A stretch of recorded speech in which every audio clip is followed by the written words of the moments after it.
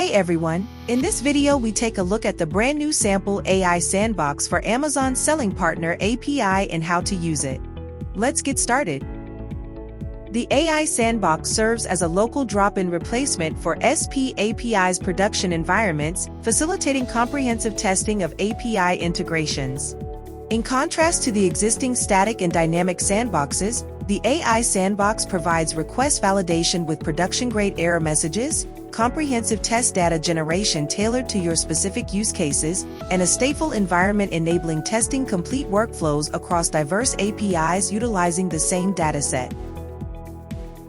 Before getting started, please ensure that you have Node.js in version 22 or higher installed, an IDE of your choice, and an active AWS account.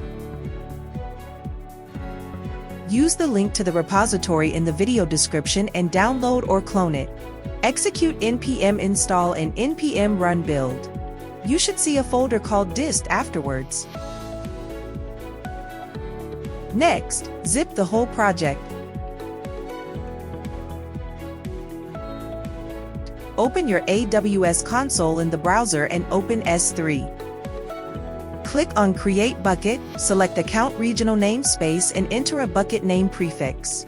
Scroll to the bottom of the page and select Create Bucket. After bucket creation, click on Upload. Drag and drop the zip file or click on Add Files. Finally, click on Upload at the bottom of the page.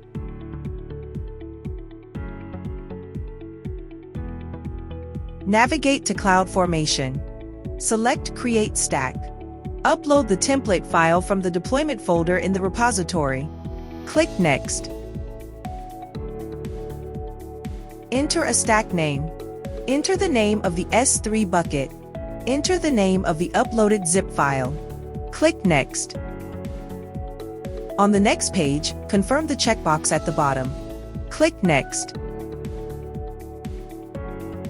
Scroll to the bottom and click Submit.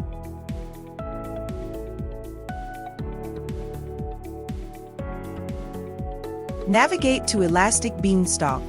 Select the newly created environment. You can see the domain in the environment overview. This is the base URL of the sandbox. Click on the domain. This opens the Test Data Generator UI of the sandbox. The sandbox is now ready. Create test data, test your workflows, and ensure your integrations work smoothly before shipping to customers. Thanks for watching and happy testing.